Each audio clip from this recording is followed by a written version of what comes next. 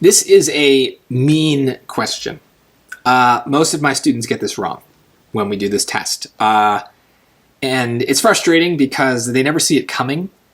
And I don't blame them because it's hard to sense what's happening with this question. So here's my piece of advice. I talked about this on an earlier question, but we really want to try to assess the difficulty of an SAT question, especially in math, so that we know if we're likely to be trapped.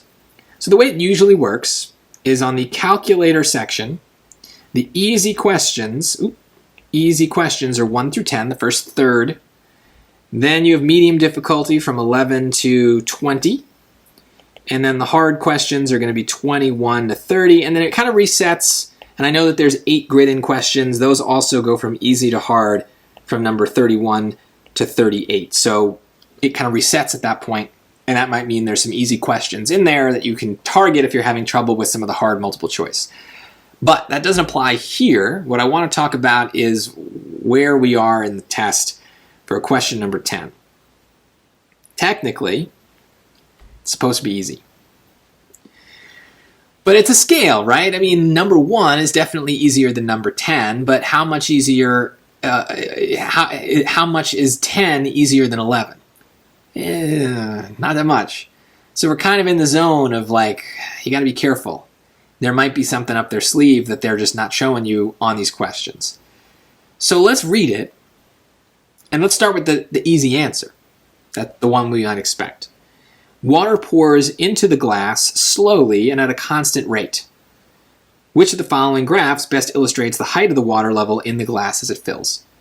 So the obviously wrong answer here is D, because it's not moving at all. If you're pouring water into a glass, the height is going to go up. This height is staying the same. So that doesn't make any sense. Now, because of the phrase constant rate, we associate that word with the idea of a line. So we might think, oh, constant rate, line. This is just a definition question about lines. But it's a little easy. And this is why people get it wrong, because they usually pick A. It's not the answer, because we're forgetting this question has some extra facts. Right? There's a little story here. And we got to take that into account, right? They wouldn't have given us this question and made it about this story if the story wasn't somehow a factor in the question. So how does the glass affect what's happening? Look at that glass. It's a weird shape. It's going to affect things. Right? They wouldn't have made it this weird shape just for the sake of making it a weird shape. The weird shape is important. It affects what's happening. So if we're pouring water into this glass, think about what's going to happen. Right? How is the height of the water going to change? Well, at first, it's going to fill up really fast, right? Because look, it's nice and narrow down there.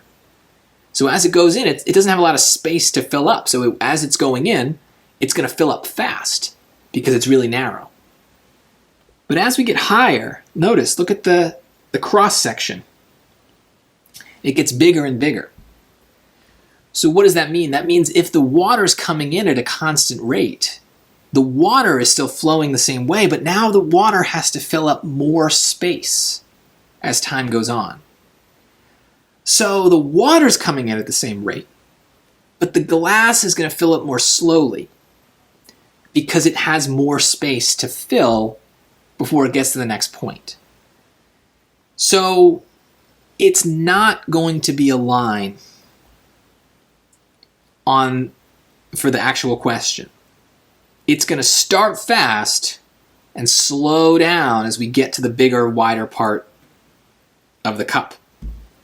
So it's going to be C. Starts fast, starts to level off. That's weird.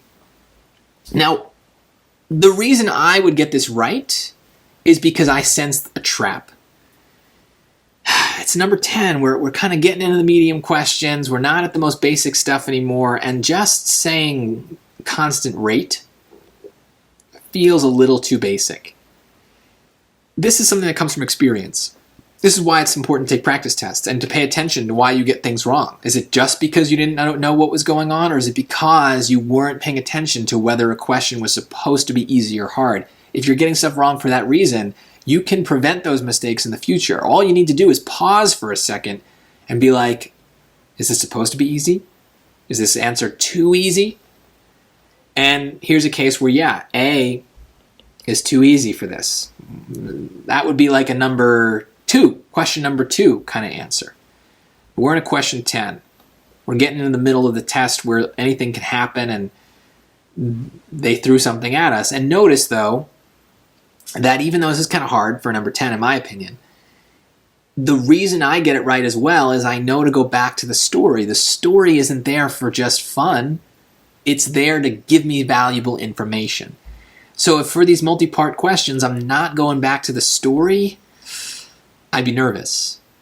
They're giving me all that information for a reason. They want me to use it. It's not random. It's not just there to distract me. It's there to be used. And so the fact that that glass is a weird shape, it's there to be used.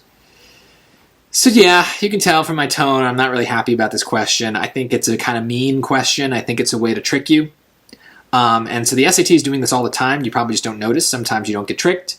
Sometimes you do, and you don't blame the test, you blame yourself. But the point is, this is a really bad example of it where it gets a lot of students. I would say like 90% of my students fall for this and pick A.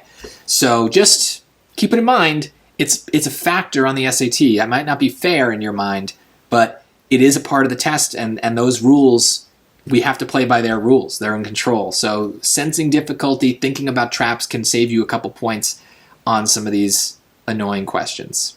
Hopefully you catch yourself next time.